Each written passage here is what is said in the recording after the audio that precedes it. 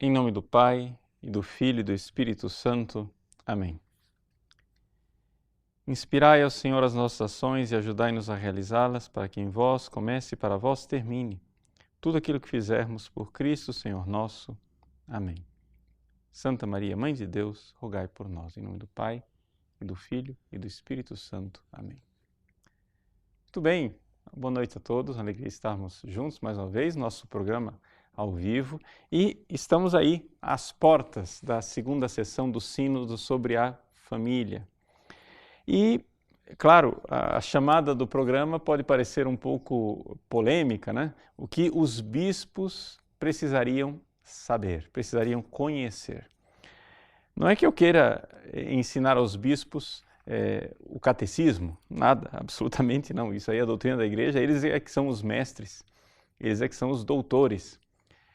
Trata-se, porém, de tentar prestar um serviço à igreja de conhecimento de uma realidade de fora da igreja, que nós não temos necessariamente tanto conhecimento, porque não é a nossa área, não é o nosso métier, né? Não somos especialistas nisso.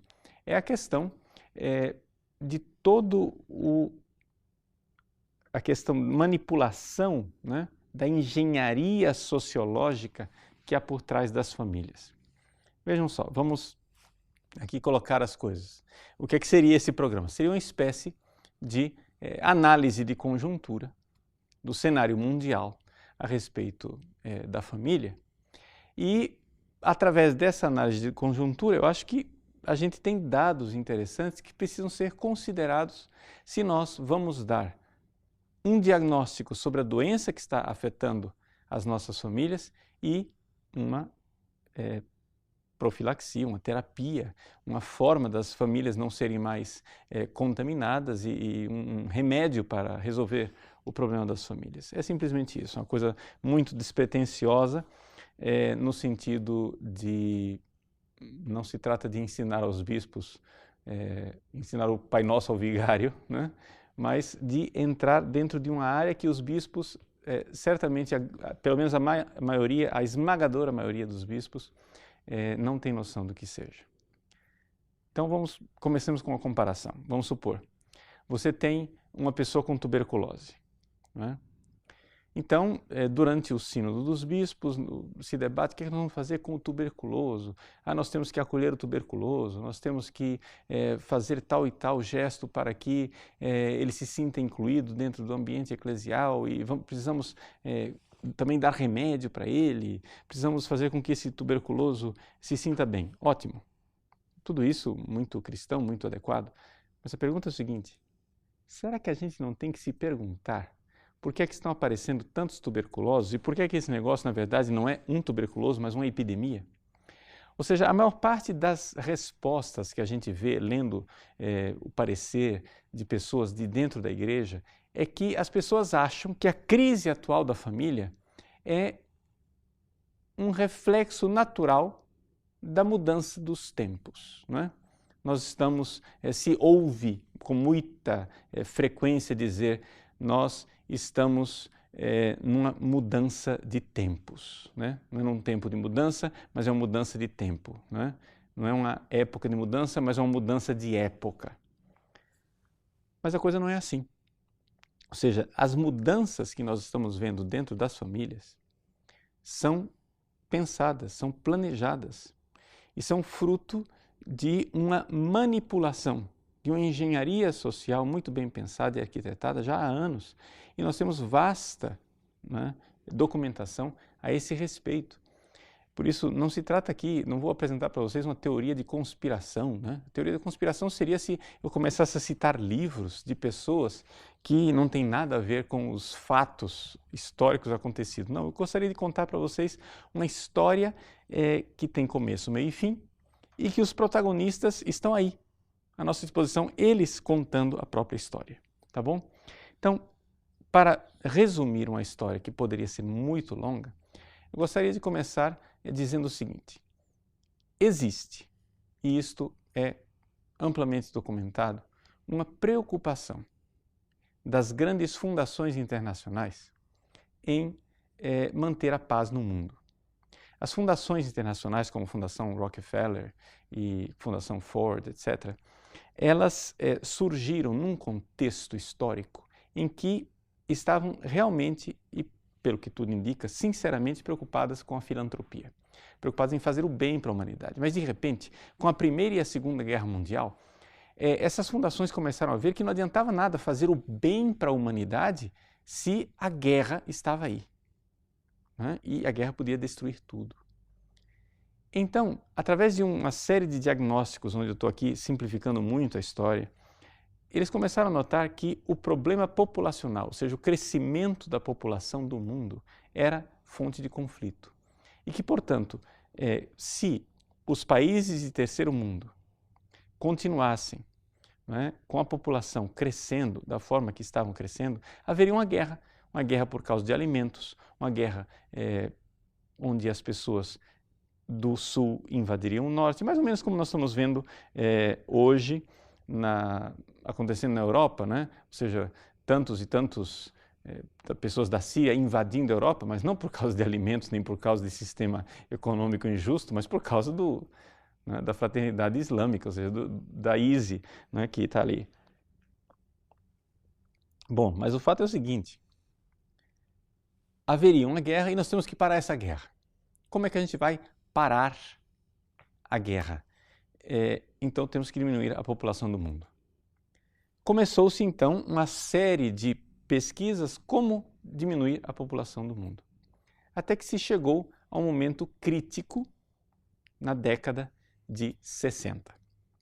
Na década de 60, o Conselho Populacional, que é uma parte da Fundação Rockefeller, e a USAID, né, uma agência do governo americano, estavam distribuindo no mundo inteiro, né, máquinas para fazer aborto, implantando dispositivos intrauterinos, DIUs, no útero das mulheres, fazendo esterilização em massa, etc., etc., para conter a população mundial, né? E um destes famosos protagonistas dessa história, um senhor chamado Frank Notenstein, não é? Um dia, no dia 17 de março de 1963, nós sabemos disso por causa desse livro aqui que eu vou citar daqui a pouco, ele estava no almoço com um outro amigo, um outro sociólogo. São dois sociólogos, não é? Frank Notenstein, junto com outro sociólogo chamado Kingsley Davis. E eles, nesse almoço, o Notenstein dizendo, olha, está uma maravilha, nós estamos colocando milhões e milhões de dólares para deter a população mundial e realizando abortos, colocando DIU no útero das mulheres e isso, olha, está sendo um sucesso. O Kingsley Davis, que era um sociólogo muito mais profundo do que o Notenstein, disse, vocês são uns idiotas. Isso não vai funcionar. Por quê? Porque vocês estão detendo a população, só que ela cresça agora, só que vocês não estão indo na raiz do problema. Para que vocês detenham o crescimento da população mundial, é necessário que vocês mudem a estrutura da sociedade de tal forma que as pessoas não queiram mais ter filhos. Porque você põe um DIU no útero da mulher, hoje, amanhã, se ela quiser ter filho, ela tira o DIU e faz o filho. Você convence uma mulher de fazer aborto hoje, mas amanhã, se ela quiser ter um filho, ela vai ter o filho dela. Então, você não precisa mexer no útero das mulheres, você precisa mexer na cabeça das mulheres. Essa é a dedução. E o Kingsley Davis ficou mesmo muito assim furioso com o Notenstein, porque os dois tinham sido colegas e os dois tinham desenvolvido junto, né, uma teoria que foi iniciada por um outro sociólogo, Warren Thompson, né, demógrafo e sociólogo, onde eles notaram, eles fizeram essa descoberta, né? É a teoria da transição populacional, onde se você muda a situação da sociedade, as pessoas começam a não querer mais ter filhos. Por exemplo, no caso em que as populações agrárias tinham filhos, por quê? Porque eles tinham razões para ter filhos, porque um filho significava um braço a mais para trabalhar na lavoura. Mas uma vez que essas populações migravam para a cidade, começaram a não querer mais ter filhos. Por quê? Porque o filho na cidade ele é uma boca a mais, ele não é um braço a mais, né? Ele não vai ajudar na fábrica, ele vai simplesmente dar despesa em casa. E assim, ao mudar a situação da sociedade, eles começaram a notar que isso mudava a motivação de as pessoas terem filhos. Ora, se através do Warren Thompson, o Notenstein e o Davis já tinham aprendido isso, o Davis ficou decepcionado, chegou e disse assim, olha, Notenstein, você não entendeu nada. Então nós sabemos disso porque tudo isso está escrito aqui, nessa biografia do Kingsley Davis, né, onde esse almoço é contado pelo próprio autor do livro, né, David Hare, ou David Hare, né, porque ele estava presente nesse almoço. Isso em 63. Em 68, o Davis, né, escreveu então um famoso artigo. E esse artigo, embora você nunca tenha ouvido falar dele, ele mudou a nossa vida. Né? No dia 10 de novembro de 1968, na revista Science, Kingsley Davis escreveu um artigo cujo título era Population Policy, Will Current Programs Succeed? Política populacional. Os atuais programas irão ter sucesso? Você pode encontrar aí no nosso site, a nossa equipe está colocando para você, o link desse documento em português, onde você tem ali uma noção daquilo que o Davis está argumentando. Eu vou fazer somente umas citações básicas para vocês entenderem que o que Davis está argumentando nesse artigo em 68, não é exatamente aquilo que aconteceu naquele famoso almoço com o Notenstein. Ele diz assim, na página 7, do nosso artigo lá. Se vocês quiserem fazer com que as mulheres, com as famílias, parem de ter filhos, vocês precisam fazer mudanças básicas na estrutura social. E ele diz assim, mudanças suficientemente básicas para afetar a motivação de ter filhos seriam mudanças, atenção, na estrutura da família.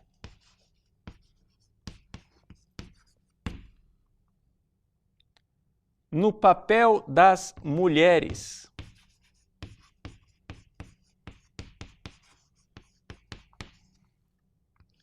E nas normas sexuais.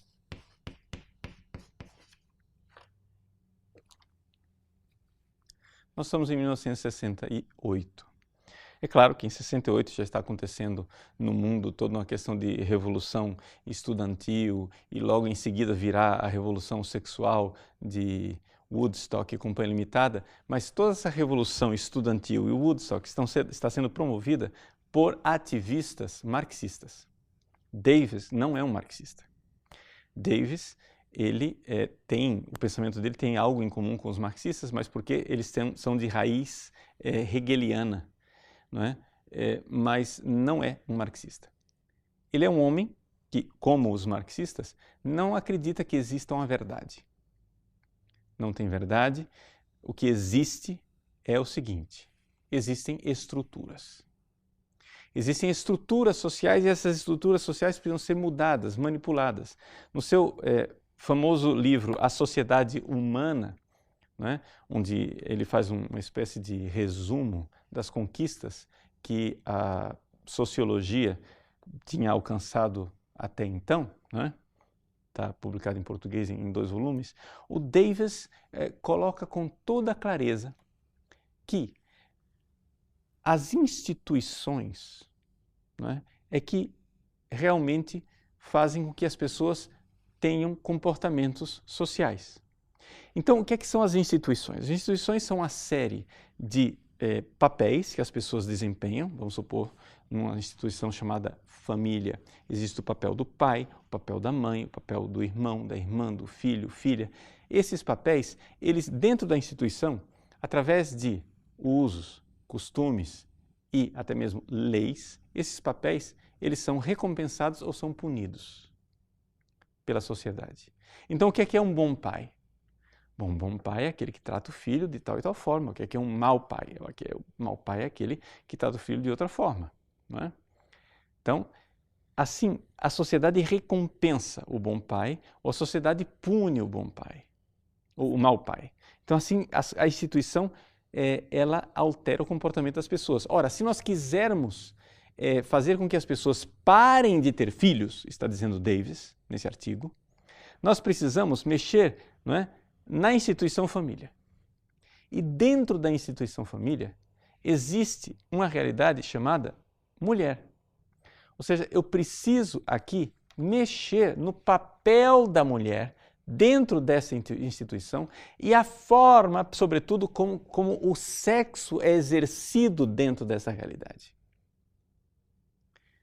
Aqui você já começa a enxergar, né, por que eu estou tratando desse assunto, tendo em vista o sínodo da família. Ou seja, esses engenheiros sociais começaram a ver que eles precisavam desmontar a família. Por razões populacionais, por razões de evitar a guerra no mundo, né, etc. e tal. Eles viram que não bastava implantar DIU no útero das mulheres, não bastava abortar, não bastava esterilizar as mulheres. Era necessário mudar aquilo que motivava as mulheres a terem filhos. E o que motiva as mulheres a terem filhos é uma instituição chamada família. Ou seja, as pessoas continuam querendo ter famílias. Se vocês forem ver dentro deste livro, A Sociedade Humana, do Kingsley Davis, ele distingue, não é, que existem dois tipos de grupos nas nossas sociedades. Os chamados grupos primários e os grupos secundários. Qual é a característica básica do grupo primário? Que é a família. É que os papéis são permanentes, as pessoas não são descartáveis, existe vínculo afetivo, as pessoas se sentem que pertencem àquele grupo. Então, dentro da família, um pai, ele continua sendo pai mesmo depois de morto, não é? E os irmãos continuam sendo irmãos mesmo que eles estejam distantes um do outro. Dentro da família, a pessoa sente que ela pertence e que ela não é descartável. Esse é um grupo primário. E existem os grupos secundários, diz Davis, analisando a sociedade. Ele analisa a sociedade humana como ele se fosse um professor que analisa anatomia, né? Ele analisa a anatomia de um corpo. Então, o corpo da sociedade, ele vai examinando os órgãos. Então, ele olha o corpo da sociedade e vê as várias instituições, vários grupos. O que são os grupos secundários? Os grupos secundários são grupos onde as pessoas são descartáveis, é como uma empresa. Um funcionário hoje, ele faz uma coisa na empresa, mas depois ele é descartado. Por quê? Porque não está mais cumprindo o seu papel, ele pode ser demitido. Uma coisa interessante é que nos grupos secundários as pessoas se sentem um número realmente. Elas não sentem que têm pertença, não é? Elas sentem realmente que tem competição. Ela tem que desempenhar um papel melhor do que o outro para que ele seja promovido e não aquele outro. Existe briga, competição, enquanto nos grupos primários, como a família, a pessoa tem pertença, ela se sente gente, se sente uma pessoa. E isto faz com que as pessoas queiram ser família e não fiquem somente nesses grupos secundários, mas queiram realmente o aconchego de uma família onde ele é gente, onde ele é reconhecido, onde ele é pessoa. Então ele está aqui diante de uma dificuldade muito grande. Como é que nós vamos fazer, não é, para então fazer com que as pessoas, não é, deixem de ter essa atitude de desejar ter uma família, de querer ser pai, querer ser mãe, querer ser filho. E assim, as pessoas realmente parecem querer ter família. E se você for há 50 anos atrás, quando o Davis escreveu esse artigo, realmente era assim. As pessoas queriam casar, as pessoas queriam ter 5 filhos, não é? Aí você vai chegar e dizer hoje, padre, mas hoje as pessoas não querem casar, as pessoas não querem ser família, as pessoas não querem ter 5 filhos porque está tudo muito difícil. É a situação que está difícil, mudou o tempo, mudou a sociedade, mas as pessoas não querem porque elas são livres. Engano seu. As pessoas não querem mais ser família hoje porque elas estão sendo manipuladas e nós vamos mostrar como e por quê. Não é? Ou seja, as pessoas elas não têm mais estímulo para ser família por causa de uma engenharia social. E é importante que nós, que somos igreja, nós, padres, os bispos, os leigos, o pessoal da pastoral familiar, nós saibamos disso, nós saibamos que nós estamos sendo manipulados. Porque essas coisas aqui, elas são realmente pensadas, né? Bom, o Davis continua no seu artigo aqui, eu estou resumindo muito. Na página 11 ele diz assim: um método estreitamente relacionado para se retirar a ênfase dada à família, ele já está começando a apontar para a solução. Como é que a gente vai resolver esse problema? Seria a modificação da complementariedade dos papéis do homem e da mulher. De repente ficou claro para você o que é que o pessoal que defende o aborto, controle populacional, tem a ver com o pessoal que defende a ideologia de gênero. Por quê? Porque é necessário mudar essa complementariedade do papel homem e mulher para que não haja mais família tal qual nós a conhecemos, porque é a família natural que faz com que as pessoas queiram ter filhos. Bom, Davis escreveu esse artigo em 68, causou uma grande polêmica, as fundações não aceitaram muito o conteúdo do seu artigo, mas na década de 70, uma senhora chamada Adrienne Germain fez o processo de acoplagem, ou seja, essa teoria do Davis finalmente aterrissou dentro das fundações internacionais, principalmente a Fundação Rockefeller e a Fundação Ford. Como que isso se deu? Eu não vou aqui gastar muito tempo descrevendo, mas você tem aí um segundo documento, né, onde a própria Adrienne Germain conta esta história. Né?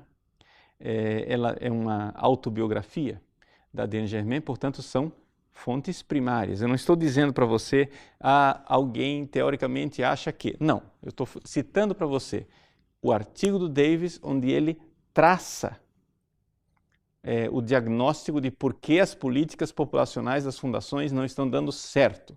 Porque nós temos que mudar a família, nós temos que desmontar a família como instituição. Ninguém aceitou isso em 68, Adrienne Germain, na década de 70, mais especificamente em 1973, ela se encontra com Rockefeller e ela consegue convencê-lo de que as coisas são assim mesmo. Ou seja, você tem que parar de tratar a questão populacional como uma questão médica. Vocês estão lidando a coisa com médicos. Não são os médicos que vão resolver a coisa, mas é a perspectiva da mulher. Está lá na autobiografia da Adrienne Germain.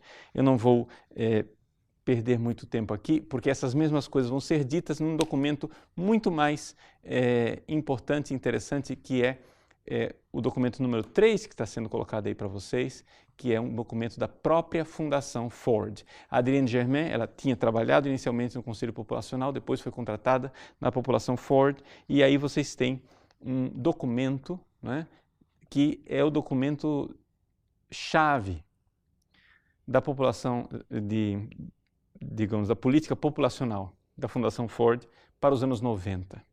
Quais são as perspectivas que, então, no início dos anos 90, a Fundação Ford tinha para a questão populacional no mundo?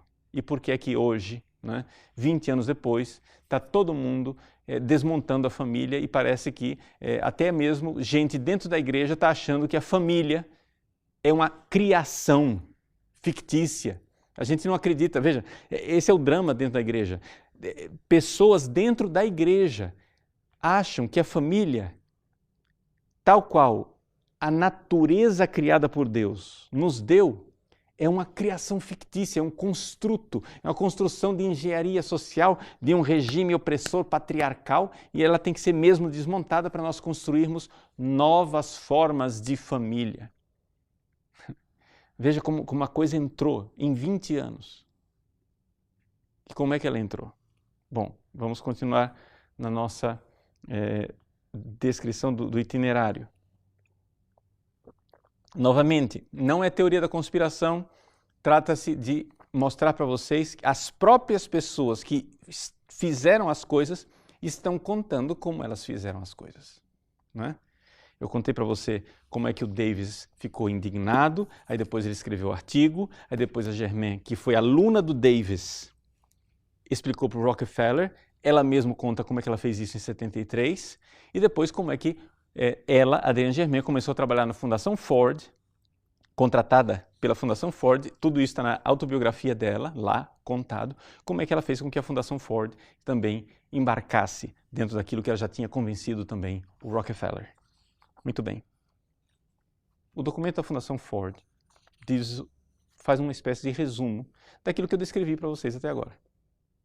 Na página 2, vou citar o documento, ele diz assim: durante a década de 50 e 60, em resposta a uma crescente preocupação em relação ao aumento do número absoluto de pessoas no mundo, as fundações privadas, vejam, todo mundo dizendo, essa coisa de falar que as fundações estão mudando o mundo, isso é teoria da conspiração. Bom, eu tenho aqui um documento de uma fundação que está dizendo o que ela fez. Ela está dizendo que nas décadas de 50 e de 60, as fundações privadas financiaram a pesquisa e o desenvolvimento de políticas e serviços destinados a reduzir as taxas de crescimento populacional. Réu confesso, ela está dizendo o que fez. Mas não parou por aí. Por quê? Porque as fundações, por dinheiro que elas tenham, é sempre dinheiro limitado. Para mudar o mundo, você precisa de muito mais dinheiro do que o dinheiro que uma fundação possa ter. Então elas precisavam cooptar os governos. Como se fizeram isso? A própria Ford diz. Nos anos 70, as Nações Unidas e outros países em desenvolvimento, movidos pelas mesmas preocupações, começaram a atuar nesse campo. Então, para cooptar os países, eles começaram a descobrir que tinha o caminho das Nações Unidas, o Fundo Populacional das Nações Unidas, não é? E então, nos anos 80, praticamente todos os governos passaram a adotar políticas populacionais. Vejam como, de fundações para as Nações Unidas, agora todos os governos. Esse foi o roteiro. Não é teoria da conspiração, a Ford está descrevendo isso. Muito bem. Na página, finalzinho da página 3, já passando para a página 4, então, o próprio documento da Fundação Ford mostra essa mudança de paradigma, onde eles pararam de pensar em deter o crescimento da população mundial por questões médicas e passaram para mudanças sociológicas, onde eles precisavam desmontar a família. Essa passagem ela é crucial porque ele está descrevendo aqui num documento oficial da Fundação Ford, está descrevendo isso que eu descrevi para vocês, não é? Dizendo o Davis teve uma aluna chamada Adrienne Germain, Adrienne Germain falou para o Rockefeller e influenciou a Ford. Em um parágrafo ele diz assim: nos anos 80, um entendimento mais profundo das complexidades do processo pelo qual as pessoas tomam decisões reprodutivas, linguagem sofisticada para dizer, as pessoas decidem ter filho, né? Por que as pessoas decidem ter filho? Eles começaram a pensar, mas por que é que as pessoas querem ter filho? Né? E dessas consequências para toda a família, começou a mudar o esquema conceitual a partir da qual as políticas populacionais eram discutidas. Então houve uma mudança de paradigma, um shift, uma mudança paradigmática, onde as próprias famílias, né, as próprias fundações começaram a ver que precisavam mexer nas famílias. O reconhecimento de uma discriminação histórica contra as mulheres em muitos aspectos de suas vidas conduziu a um entendimento mais amplo de que o status das mulheres é um fator-chave na sua capacidade e motivação de controlar a sua fertilidade.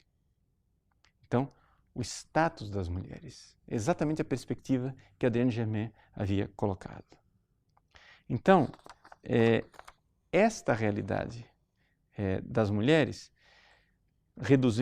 aqui resumindo bastante toda a coisa, o documento da Fundação Ford começa a analisar a partir da perspectiva das ciências sociais. Você vê isso, por exemplo, na página 5 do documento. Só quero chamar a atenção para uma coisa. E eles não estão totalmente alheios à preocupação com a igreja.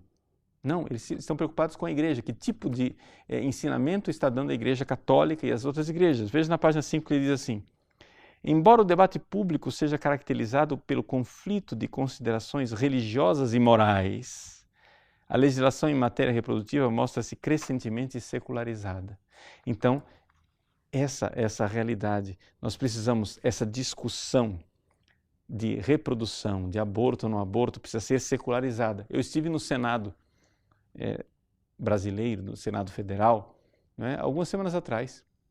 Estive lá com a Sônia Correia, que é uma feminista importante, né, de fama internacional. Ela é a única brasileira que assinou os princípios de Yogyakarta, que são importantíssimos para toda a questão da política de gênero.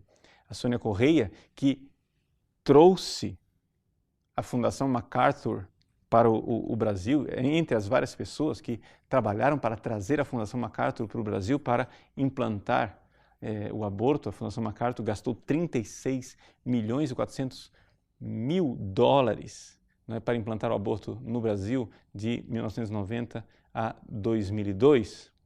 E o próprio relatório da Fundação MacArthur fala da Sônia Correia e do papel importante que ela teve de trazer a fundação aqui para o Brasil. Pois bem, estava lá, sentada, quase que ao meu lado, algumas posições para frente, a Sônia Correia no Senado Federal comigo, e eu falava das fundações, né? Ou seja, que as fundações desempenham esse papel importante para a legalização do aborto no Brasil, e que o interesse das fundações não é o interesse com as mulheres. As fundações têm interesse simplesmente em deter a população mundial.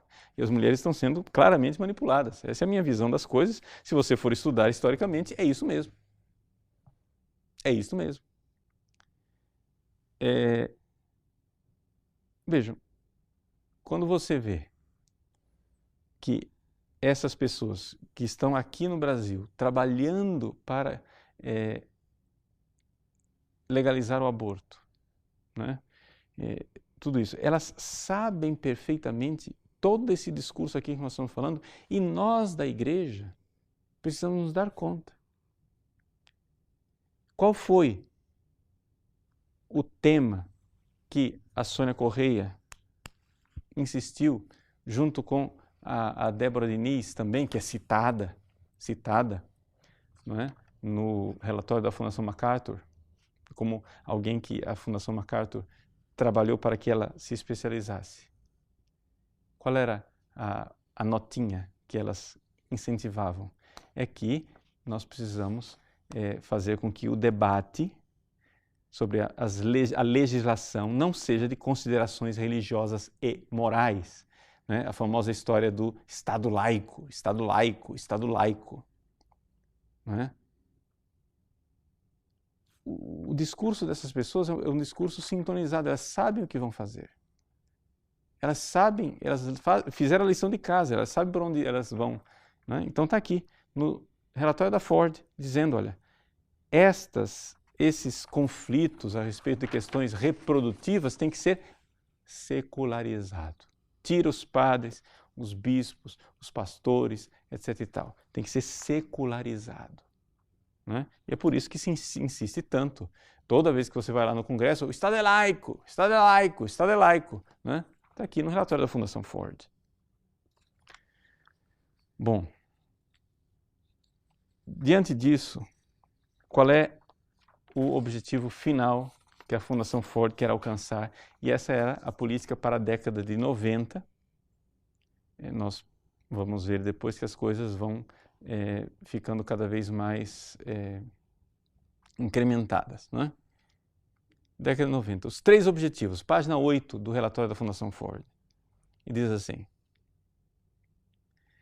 primeira coisa, são 3 objetivos específicos para o trabalho da Fundação em saúde reprodutiva. Quais são os 3 objetivos específicos? Primeiro, uma pesquisa em ciência social. Isso quer dizer que a coisa é sociologia. Segundo, empoderar as mulheres. E terceiro, promover o debate público. Então,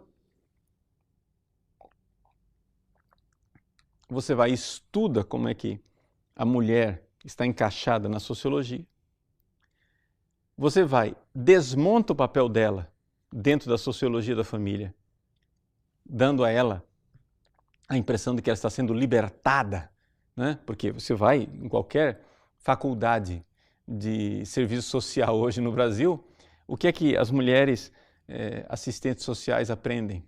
Que a família é um campo de concentração. Ou seja, que as mulheres têm que se libertar dessa coisa de família, não é? Da submissão da mulher na família, etc, etc. Então você vai, através da sociologia, aspas, liberta as mulheres e aí, a partir disso, acontece o debate social. São os 3 objetivos da Ford, né?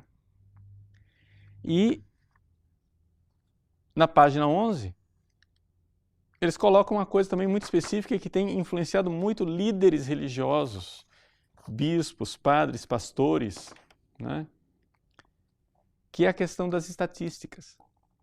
Ou seja, eles produzem estatísticas do aborto como uma questão, né, de saúde pública. O aborto está matando, milhões de mulheres estão morrendo por causa do aborto, e diz assim, a disseminação destas pesquisas políticas, né, para grupos chaves de advogados, olha aí a OAB, né, organização de mulheres, as várias ONGs, líderes religiosos, agentes políticos, profissionais de saúde, é essencial para um melhor debate público informado. Ou seja, nós sabemos muito bem que essas estatísticas são uma grande farsa.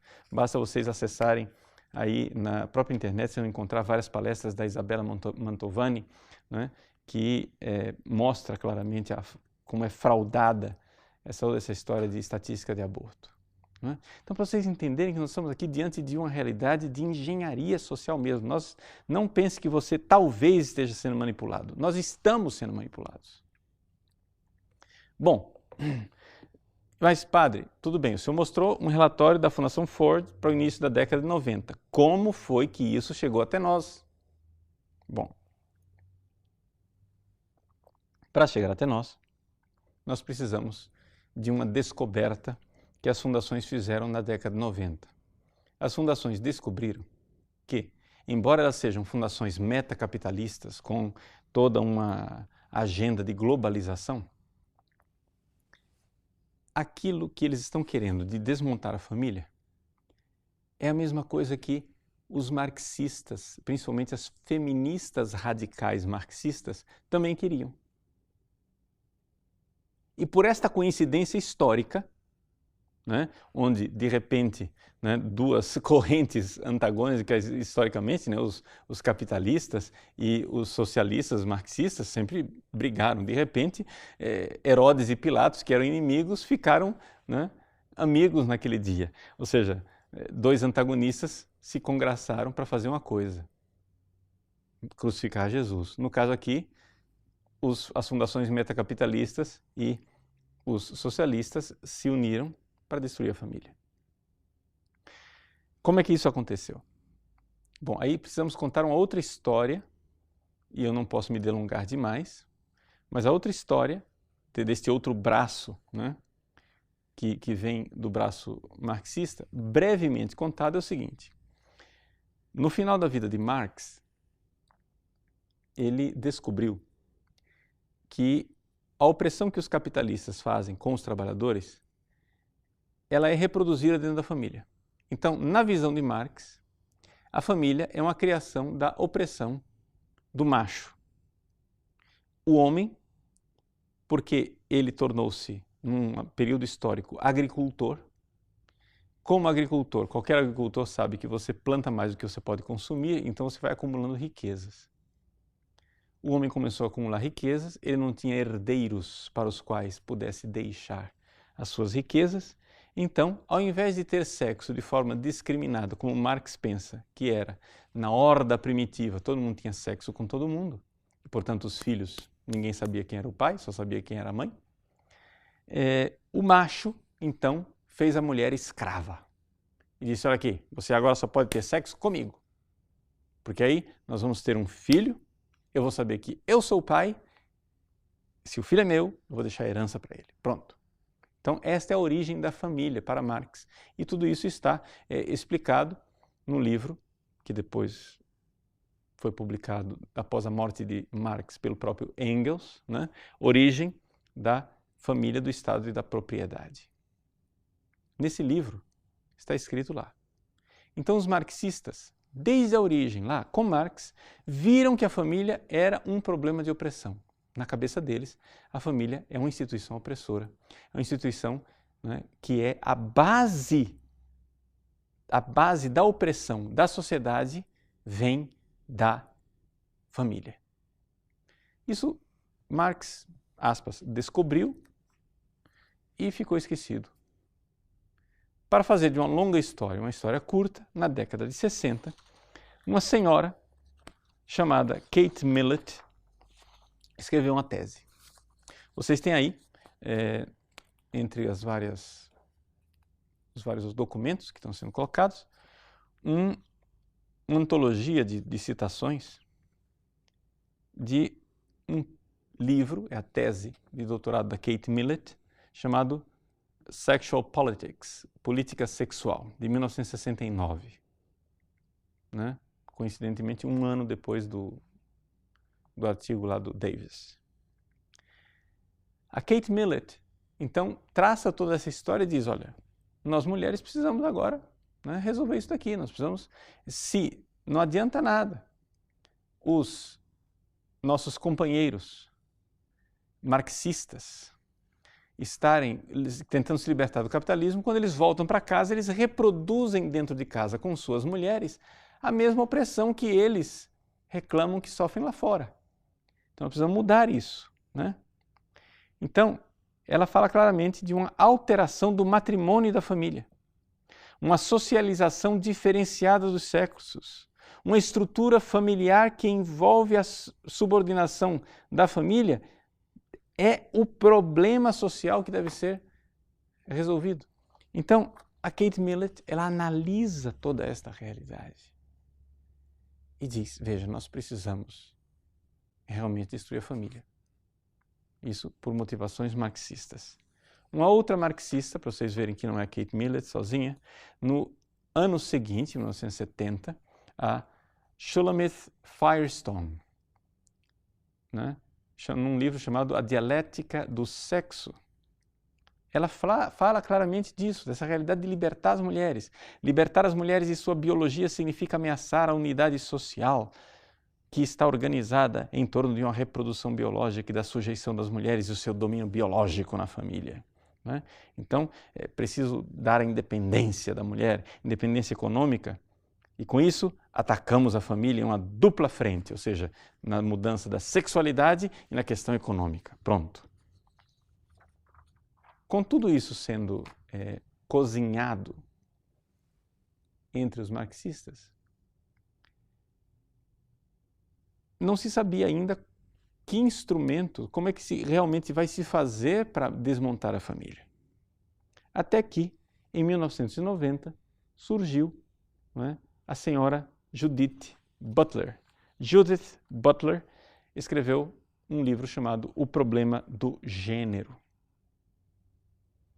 Este livro da Butler, ele é revolucionário porque ele deu o instrumental que tanto as fundações estavam precisando, como os marxistas estavam precisando para desmontar a família, que é a chamada ideologia de gênero. O que é a ideologia de gênero, né, da Judith Butler? Ela pegou a filosofia do Michel Foucault e o desconstrucionismo do Jacques Derrida e aplicou para a mulher. E desconstruiu, né, o conceito de mulher, dizendo, olha, o próprio conceito de mulher é um erro. Não deveria haver o conceito de mulher, porque esse próprio conceito é problemático. Então você desconstrói as coisas e, basicamente, a ideologia de gênero significa o seguinte, você nasce com um sexo masculino ou feminino, mas depois você irá livremente construir o seu papel social no gênero que você quiser. E esse gênero não precisa ser classificável, é uma coisa assim muito livre. Então você, se nasceu como macho, mas você escolhe ter uma identidade social feminina e na hora de atuar sexualmente você quer ter relações sexuais como hétero, né? Como aquele famoso atleta americano lá da década de 70, campeão das Olimpíadas, né? Herói americano, que agora de repente o cara, depois de que foi casado e teve várias filhas, resolveu declarar que ele é mulher, né? Saiu na capa da Vanity Fair, né, dizendo me chamem com um nome feminino, né? E, pois bem, só que é a coisa mais confusa do mundo, porque ele nasceu homem, quer ter um papel feminino, mas diz que no leito, quando ele faz sexo, ele é hétero. Então, na verdade, é um homem biológico com um papel feminino fazendo sexo como um homem com uma mulher. Então aquilo não sabe se é lesbianismo ou se é sexo heterossexual, você não sabe mais o que é aquilo. Pois bem, essa maluquice toda, né, que nós estamos vivendo, ela não é uma coisa fortuita, uma coisa que acontece, são os tempos modernos. Não, não são os tempos modernos. E as nossas famílias estão sendo minadas por esta realidade e tudo isso é feito de caso pensado pelas fundações. Como é que esta ideologia marxista se juntou com aquela intuição básica do Davis e da Adrienne Germain, das fundações, para estar hoje nas nossas paróquias, nas nossas comunidades? Bom, essa história é bem contada por uma católica, uma mulher católica chamada Dale O'Leary, nesse livro aqui chamado The Gender Agenda. Né? Eu não passei o arquivo para o pessoal da equipe, mas eles podem procurar aí rapidinho, põe aí para o pessoal também, o resumo, né, em português da agenda de gênero que nós temos aí, que é esse livro da Dale O'Leary, onde ela conta claramente como, na Conferência do Cairo, ou seja, tudo isso no início da década de 90, na Conferência do Cairo e depois na Conferência de Pequim, foi introduzido na ONU a linguagem, a ideologia de gênero, e agora a ideologia de gênero, não é uma realidade que deve ser aceita pelo mundo inteiro. E a coisa realmente é quase que uma, aspas, lei internacional, né? Como se fosse uma lei internacional. Veja, por exemplo, os princípios de Yogyakarta, né? Que são seguidos ao pé da letra pelos países, embora não tenha sido decidido por nenhum legislador. Foi um grupo de ativistas que se reuniu lá em Yogyakarta e assinaram o negócio, e agora todo mundo tem que seguir a tal da ideologia de gênero. Então, por isso, nos nossos planos municipais, nos nossos planos estaduais, no nosso plano nacional, tem que entrar a ideologia de gênero, porque você tem que, desde pequenino, torcer o pepino, ou seja, desde pequenino você tem que ensinar para as nossas crianças que família é um negócio plural. Por que é que eles querem colocar essa coisa de família plural? É porque eles estão preocupados com o preconceito? Eles estão preocupados com a tolerância? Não. A finalidade já foi explicada aqui. Eu mostrei para vocês a gênese da coisa. Eles querem desmontar a família como instituição. Agora, vejam, voltamos à questão do Sínodo das Famílias, que vai acontecer agora em outubro. Quando, de repente, nas nossas paróquias, nas nossas dioceses, os bispos, os padres, os agentes pastorais encontram famílias destruídas. Se nós quisermos simplesmente resolver o problema da família destruída, sem realmente fazer uma profunda análise da origem dessa destruição, para colocarmos o remédio lá nas causas, nós vamos ficar aqui, vamos usar uma linguagem popular, enxugando gelo. Entende? o sínodo dos bispos, se ele quer realmente tratar o problema das famílias, ele precisa ir nas causas, não é? Porque senão nós vamos ficar enxugando gelo, ou seja, você resolve o problema. Ah, uma família naufragou, outra família foi destruída, outra família não está bem, outra família tem um problema do filho que é homossexual, a outra família tem o problema de dois pais, uma mãe, dois pais, etc. Depois os próprios filhos não têm a própria identidade sexual muito clara. Por que é que está tudo sendo desmontado? Ah, não, são os tempos modernos, como se fosse uma coisa assim inevitável, né? Inexorável, é o trem da história que está nos levando a isso. Não é o trem da história, nós estamos sendo manipulados pelas fundações internacionais que, seguindo o itinerário, fundações, ONU, através da ONU e das ONGs marxistas, todas financiadas e subsidiadas pelas fundações internacionais, estão entrando dentro das nossas sociedades e nós estamos aqui vendo tudo despencar, sendo atingidos de todos os lados sem saber de onde vêm as balas que nos atingem. Ora, não é necessário crer em teorias da conspiração. Só existe uma coisa que está escondendo de nós tudo isso: a falta de pesquisa e de estudo sério. Ou seja, só tem uma pessoa que está escondendo o que as fundações estão fazendo de nós. Somos nós mesmos. Que se nós pararmos para estudar e para ver essas fontes primárias, esses documentos, o que é que eles estão dizendo, o que é que eles estão discutindo já há décadas e dizendo que vão fazer e estão fazendo, nós estaríamos entendendo o que é que está acontecendo com as nossas famílias. Vejam, esse nosso programa hoje não tem por finalidade aqui ensinar aos bispos qual vai ser a solução que nós iremos apresentar. Absolutamente não. É simplesmente uma contextualização. É uma análise de conjuntura. O que é que está acontecendo com a família no mundo inteiro? Quem são os atores principais causantes disso tudo? Ora, a igreja é também um ator consciente e livre nessa realidade toda, dentro desse cenário, não é? Então a igreja tem que entrar como sujeito, exatamente para dizer: não, nós não podemos ser manipulados. Como é que eles conseguem essa manipulação geral? É exatamente desmontando as instituições. Desmontando as instituições, inclusive desmontando também a igreja.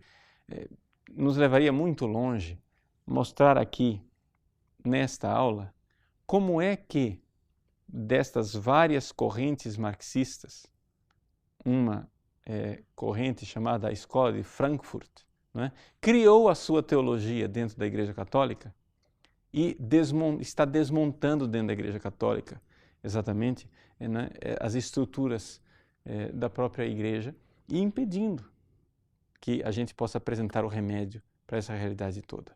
Vamos deixar isso de lado para não criar polêmica desnecessária. Pelo menos desnecessária no momento. Um belo dia vamos ter que enfrentar isso daqui. Mas é importante a gente se dar conta disto. Que as famílias estão sendo destruídas e destruídas de propósito. Ficar resolvendo problemas das famílias que naufragaram é um ato bom, é um ato caridoso, sim, mas cuidado, porque algumas das propostas que são apresentadas são propostas na direção de destruir ainda mais a instituição familiar. Ou seja, são propostas dentro da própria igreja, não sei se as pessoas que propõem isso têm consciência do que estão fazendo, não estou aqui para julgar pessoas, né? Mas propostas que são colocadas dentro da igreja, onde na realidade o que você está fazendo é afundando ainda mais a instituição familiar, né? Enfraquecendo a instituição familiar. Então, se nós sabemos qual é a doença, se nós enxergarmos que a doença é esta manipulação e essa desestruturação da família, então nós conseguiremos enxergar que certas soluções não são solução, são exatamente o contrário, são afundar ainda mais o navio das famílias. Por quê? Porque nós estamos enfraquecendo a instituição, enfraquecendo cada vez mais, transformando a família numa massinha de modelar onde tudo vale, todo tipo de família é possível, todo tipo de família é aceitável, e essa história de todo tipo de família aceitável, na realidade é simplesmente um passo para nós voltarmos a ser voltarmos não, porque nunca fomos, mas para nós sermos aquilo que eles acham que é a origem da humanidade, ou seja, uma horda primitiva, onde você tem um caos, onde todo mundo pode exercer essa sexualidade simplesmente como independente de papéis de família. Espero ter contribuído, né, para o conhecimento de vocês, para que a gente veja realmente, né, que o que está em jogo no sínodo das famílias não são somente medidas pastorais de famílias que naufragaram. Se nós temos uma epidemia, não adianta somente querermos cuidar da pessoa que já está doente. Nós temos que ir na causa da epidemia, senão a população inteira irá perecer. O único jeito de lidarmos com a epidemia é encontrarmos a causa e agirmos na fonte, não simplesmente nos sintomas. Então, vou agora dar um pequeno intervalo para que você possa fazer suas perguntas e a gente volta já já para um pequeno diálogo ainda nesta noite. Muito bem, retornamos aí para responder as perguntas. Não tem muitas perguntas hoje, porque acho que as pessoas ficaram meio perplexas com a quantidade de informações que foram colocadas, mas vamos tentar responder um pouco isso daqui. Uma pergunta que foi feita pelo pessoal que está aqui mesmo da equipe do site, dizendo assim: padre, não ficou clara essa questão da paz mundial, ou seja, o pessoal quer parar a população, o crescimento da população, para promover a paz mundial. Bom, na realidade, eu precisaria aqui gastar mais um tempo para abrir mais uma questão, também ela complexa, que é a questão do governo mundial. Ou seja, eles começaram a ver que o único jeito realmente de evitar uma guerra que nos destrua a todos seria um governo mundial. Agora, um governo mundial que pudesse, veja, essas coisas eles foram descobrindo aos poucos.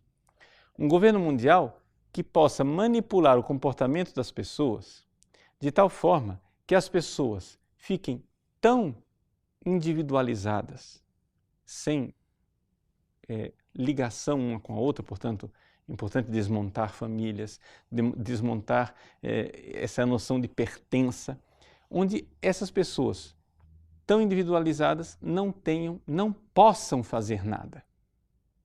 Não possam fazer nada para combater esse próprio governo. Então, de tal forma que a guerra fica impossível. É impossível fazer guerra contra o governo mundial. Essa coisa toda do governo mundial, nós precisaríamos estudar como é que as fundações descobriram isso através da influência de uma instituição, uma fundação que teve no final do século XIX, início do século XX, na África do Sul, né, iniciada pelo Cecil Rhodes, né, que então previa essa questão de um governo mundial, que aliás, essa história do governo mundial é algo que já de muitos séculos, já vem sendo gerada, e seria bastante complexo a gente mostrar aqui tudo para vocês, mas é importante você ter essa noção de que o governo mundial faz parte dessa história toda para manter a paz. E esse governo mundial, para que ele mantenha a paz, ele precisa, não é, manipular as pessoas em alguns pontos específicos. Por exemplo, ele precisa manipular o senso comum que as pessoas têm. Não é? Portanto, ele precisa também ter o controle das leis, mas as leis, para verdadeiramente valerem, as pessoas obedecerem aquelas leis, ele precisa manipular as pessoas para que obedeçam às leis. E aí nós nos encontramos com um grande antagonista desse projeto, que é a Igreja Católica. Por quê? Porque a Igreja Católica ensina para as pessoas uma coisa chamada direito natural. Ou seja, não é o governo quem diz o que é certo e o que é errado. Existe um certo e um errado escrito na natureza das coisas, pela própria inteligência divina que fez as coisas. E é por isso que a Igreja Católica ela precisa ser desmontada por dentro. Não é? Ou seja, a Igreja Católica ela precisa entrar nesta moda do relativismo. Então, infiltrada e desmontada, a Igreja Católica pode servir para o governo mundial, mas não a Igreja Católica tradicional. Essa não serve. Só serve se ela for desmontada, né? A Igreja Católica, sei lá, do Leonardo Boff, essa pode ser, porque é relativista, né? Aí sim, você vê claramente, né? Você pega os livros do Boff, você vê claramente a quem esse homem está servindo. Está servindo a um governo mundial, né? Toda essa linguagem ecologista, relativista dele, etc., etc., é exatamente para isso. Ele fala de libertação, mas na verdade o que ele está promovendo é a nossa opressão, para que nossa liberdade desapareça. Né? Bom. Pergunta da Janete. Padre, sua bênção. Será que veremos no mundo e no Brasil casamento homossexual na Igreja Católica? Janete, na Igreja Católica verdadeira não, a não ser que se crie uma Igreja Católica do B, né? Ou seja, uma Igreja Católica falsa. A Igreja Católica verdadeira jamais terá casamentos homossexuais, né? E se alguma lei obrigar a Igreja Católica verdadeira a fazer casamentos homossexuais, a reação da Igreja Católica verdadeira é o martírio. Ou seja, podemos até voltar para as catacumbas se quiser, mas a Igreja jamais fará isso. Alana. Boa noite, Padre Paulo. Sou professora alfabetizadora e gostaria muito de fazer alguma coisa para ajudar. O senhor teria algum material para me auxiliar? Olha, Alana, entra em contato. Se você é professor, né? Se você é professora ou professor e gostaria de nos ajudar, entre em contato com a nossa equipe, manda, né? Tem aí na própria página do site, né, um contato, que nós vamos entrar em contato com você, tá bom? Vamos telefonar para você para ajudar, porque nós realmente precisamos da ajuda dos professores, né? É muito importante a ajuda de professores nesse campo todo, porque infelizmente toda a revolução está acontecendo exatamente na escola. David, qual deve ser o papel dos leigos, família, pessoas que querem realmente a família, a sua preservação? Como o senhor acha que devemos agir? Olha, David, enquanto pessoas, nós precisamos, em primeiro lugar, crer na família como Deus a pensou e começar a, na sua experiência de família pessoal, em que você é um jovem, você quer se casar, então nós temos que ver qual é, antes de você casar, antes de você escolher a sua noiva, a sua futura esposa, não é? Saber realmente o que é que Deus quer com a família, para saber como escolher essa mulher, como escolher esse marido, não é? Para que a gente possa realmente ter uma família e a partir daí crescer. Eu pretendo fazer aqui no nosso site, acho que brevemente, hoje mesmo, na reunião interna que nós fizemos, eu falava que é uma coisa urgente, né? Uma espécie de ajuda para os jovens, um curso ajudando os jovens a prepararem realmente o seu projeto de família, seu projeto de matrimônio, né? Porque fica todo mundo resolvendo tapar o buraco do vazamento das famílias que não estão dando certo, mas não tem ninguém ajudando lá o rapaz que ainda não escolheu a namorada, a escolher bem sua namorada, né? Ou os dois que são namorados se converterem para serem a família que Deus gostaria que eles fossem. Então, nós pretenderíamos, sim, ajudar vocês nisso daí, fazendo um curso que eu acho que é muito urgente, muito sério e importante. Vinícius, o que fazer contra o argumento de que o Estado é laico nestas discussões? Olha, Vinícius, o Estado é laico, mas o povo, né, onde reside o poder que o Estado recebe, ele tem valores. E esses valores morais são os valores morais de um povo que tem história, que tem sua visão de mundo. É impossível. O Estado não é uma realidade que desceu,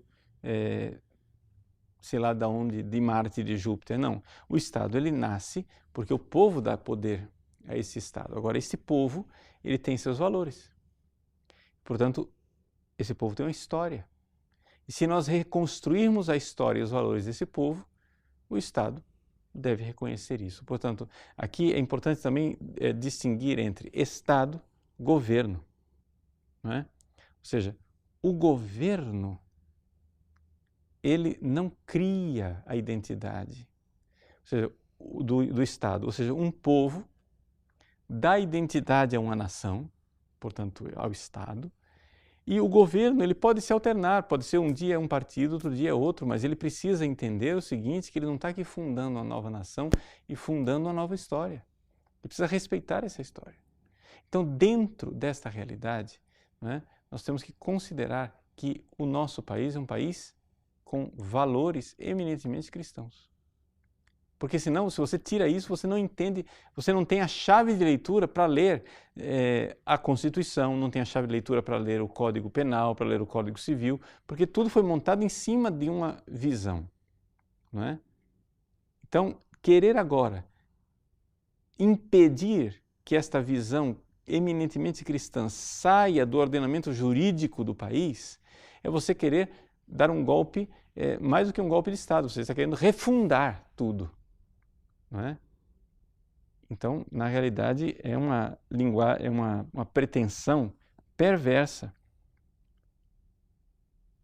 querer fazer isso sem consultar o povo, sem que o povo esteja sabendo. Então, você está simplesmente amarrando a identidade do povo brasileiro e deixando que uma curriola, um grupelho de pessoas ideologicamente desequilibradas é que guiem o país. Júlio, Padre Paulo, como podemos contribuir em nossas comunidades no sentido de, ao menos em nossas paróquias, esclarecermos sobre os motivos e fundamentos da ideologia de gênero? Olha, Júlio, não é necessário, por exemplo, nos grupos grandes das paróquias, entrar em todos esses detalhes que eu coloquei aqui. Nós temos já no nosso próprio site, temos várias aulas sobre a questão da ideologia de gênero de uma forma mais simplificada. Você pode, né, colocar aí na pesquisa do site gênero, vai aparecer, né, algumas aulas, algumas explicações. Tem também outros recursos, como por exemplo a cartilhazinha que foi escrita pelo padre José Eduardo, Caindo no Conto do Gênero. Né? Os recursos são inúmeros, né, para você, dentro da paróquia, ir disseminando essa realidade e acordando o povo para a realidade da ideologia de gênero. Tá bom? Bom, nós ficamos por aqui. Quero agradecer a vocês, né, a participação extraordinária de todos nessa noite e vamos rezar. Rezar para que no próximo Sínodo dos Bispos realmente nós tenhamos uma palavra da Igreja que vá realmente à raiz da crise que assola as nossas famílias. Não é? Que Nossa Senhora, aquela que é a mãe de todas as nossas famílias, cubra com o seu manto protetor não somente as famílias do Brasil, mas do mundo inteiro. Deus abençoe. Em nome do Pai, do Filho e do Espírito Santo. Amém.